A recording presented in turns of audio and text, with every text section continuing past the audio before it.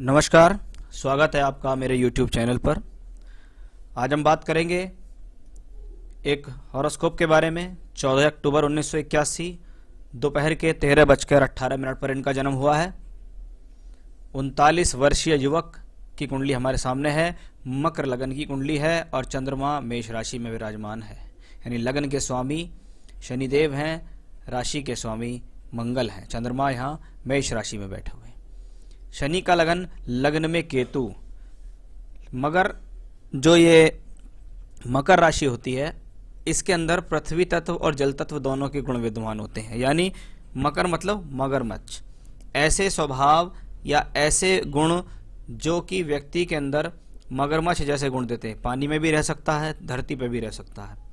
और आपने देखा होगा अधिकतर मगर बहुत समय तक एक लेटे ही रहते हैं, बहुत समय तक स्थिर रहते हैं, एक ही स्थान पर पड़े रहते हैं बहुत समय तक। यानी व्यक्ति के स्वभाव में चंचलता भी है तो स्थिरता भी है। यानी वो पानी में अगर तैर सकता है, गहराई में जा सकता है, तो कहीं ना कहीं वो धरती पर भी रह सकता है। यानी स्थिति ऐसी है कि व्यक्ति किसी भी परिस्थिति में अपने आप को ढालने में सक्षम होता है। मेहनती लगन होता है, पृथ्वी तत्व लगन है, अर्थ त्रिकोणीय लगन है। इसका मतलब व्यक्ति के अंदर व्यापार की समझ भी है। लगन में केतु है, स्वभाव में छुपावट बहुत देता है। यानी व्यक्ति के स्वभाव में गोपनीयता अवश्य है। वो अपने जीवन में बहुत सारी बातों को पचा जाता है।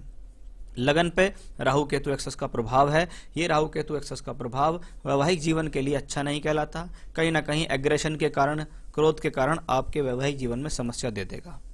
चंद्रमा राशि का मालिक है। मेष राशि में बैठा हुआ प्लैनेट अग्नि तत्व राशि में बैठा है, केतु के नक्षत्र में बैठा है। यानी फिर से चंद्रमा ने एग्रेशन दिखाया। यानी क्रोध की स्थिति कभी भी कितने भी स्तर तक बढ़ सकती है।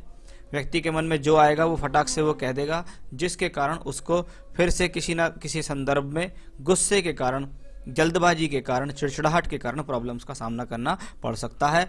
जहाँ क्योंकि यह चौथे घर में सप्तम भाव में राहु है। चंद्रमा की राशि में राहु ग्रहण लगाता है और चंद्रमा यहाँ केतु के नक्षत्र में। इसका मतलब क्रोध के कारण हस्बैंड वाइफ के बीच में रिलेशंस को लेके प्रॉब्लम होती है। बात करते हैं शनि की। लगन का स्वामी शनि नवम भाव में, लग्नेश नवम में, भाग्य स्थान में। व्यक्ति का भाग्य उसका साथ देगा। व्यक्ति भाग्यशाली है, भाग्य के बल पर जीवन में तरक्की हासिल किया है और स्वयं के बल पर भाग्य निर्माता होता है। ऐसा व्यक्ति, वो कंडीशन यहाँ साफ तौर पर दिखाई दे रही है। साथ में बृहस्पति और सूर्य का योग भी है। सूर्य कौन है? अष्टमेश। अष्टमेश जब जब नवम भाव में जाता है, पिता से संबंधों को खराब कर सकता है, आपको कमर के दर्द से संबंधी प्रॉब्लम दे सकता है। भाग्य निर्माण करने में व्यक्ति को अड़चनों का सामना करना पड़ता है। यानी लाइफ के अंदर सडन, अचानक से प्रॉब्लम आ जाना, वो यहाँ दिखाई देता है। इस चीज को यहाँ मरकरी ने भी शो किया है। बुध जैसा ग्रह जो कि भाग्य का मालिक होकर बैठा है नवम भाव में। इसका मतलब भाग्येश का दशम में जाना राजयोग है। अपनी दशांतर दशा में फायदा देगा और अचानक से फायदा देने के लिए यह मरकरी तैयार है, क्योंकि ये वक्रत्व स्थिति में है, चेष्टा बली है, व्यक्ति के दिमाग को, बुद्धि को कुशाग्र और तेज बनाता है। अब बात करते हैं बृहस्पति के बारे में। बृहस्पति द्वादशेश और तृतीयेश है। दो खराब स्थान का मालिक है बृहस्पति। टूर कराएगा, ट्रैवलिंग्स कराएगा, यात्राएं कराएगा, स्थान परिवर्तन कराएगा। दूसरे स्थानों से जुड़कर, दूर के लोगों से संपर्क साधकर व्यक्ति अपने जीवन में तरक्की हासिल करेगा। साथ में इसके शनि भी है। इसका मतलब फिर से यहाँ एक अच्छा खासा कॉम्बिनेशन आता है टूर ट्रैवलिंग से जीवन में तरक्की प्राप्त करने का।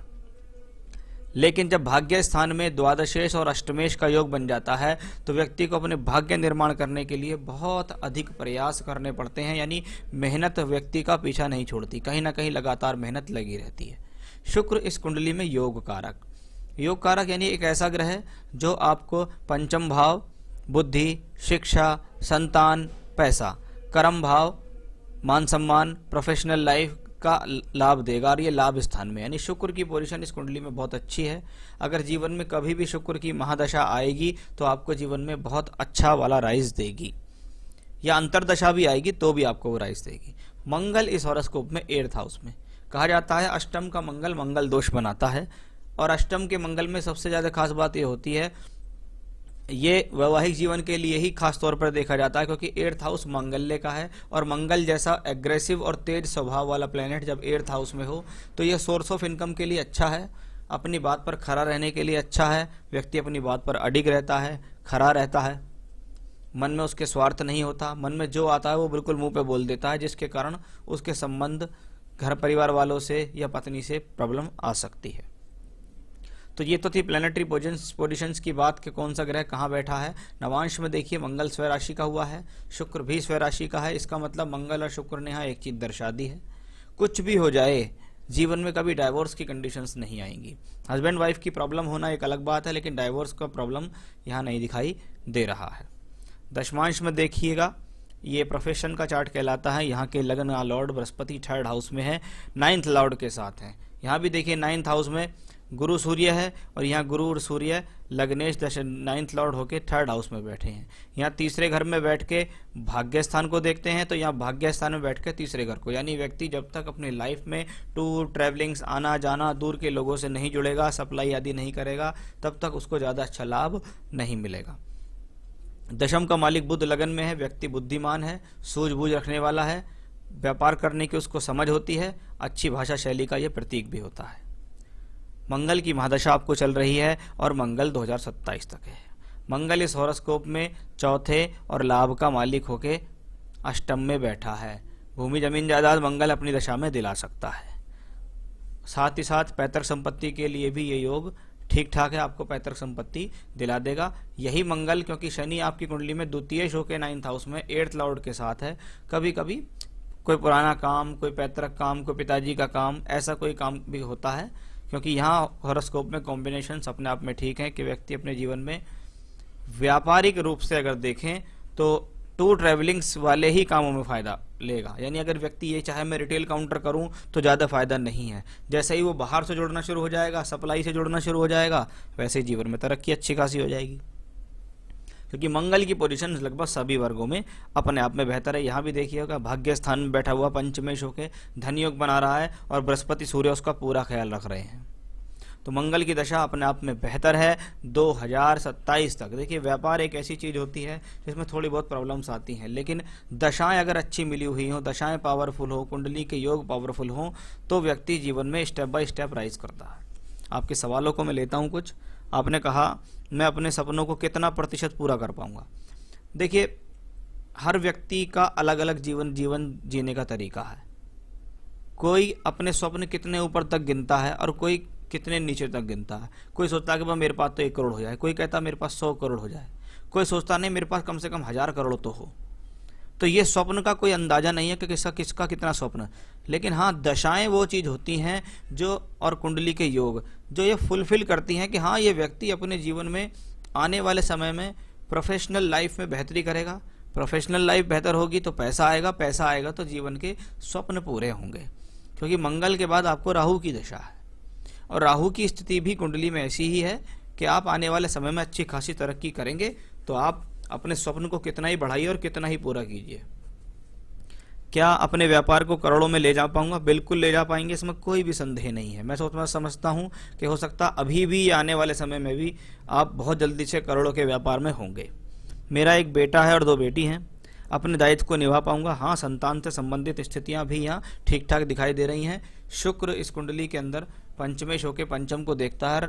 सप्तांश कुंडली जो कि संतान के लिए देखी जाती है, वहां भी लग्न में बृहस्पति सूर्य का बहुत सुंदर योग बन रहा है।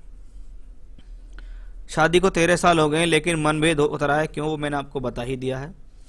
मेरा पुत्र मेरे व्यापार को संभालेगा क्या?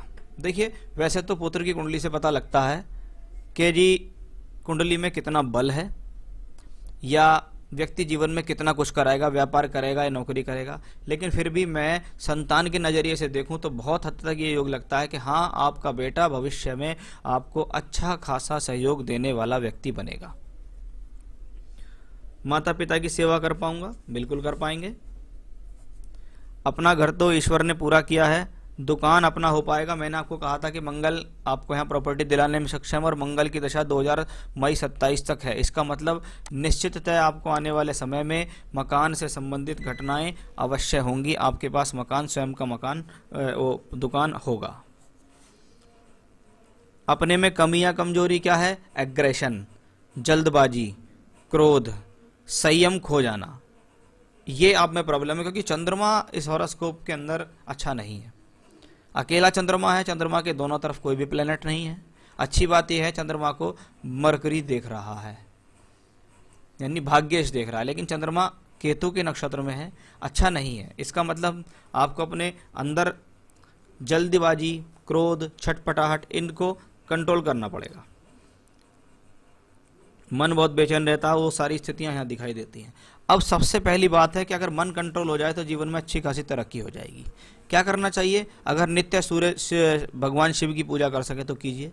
शिव जी के मंदिर जाइए, उनको जल चढ़ाइए, भगवान शिव का अभिषेक कीजिए, वहाँ पर खड़े होकर रुद्राष्टकम का पाठ कीजिए।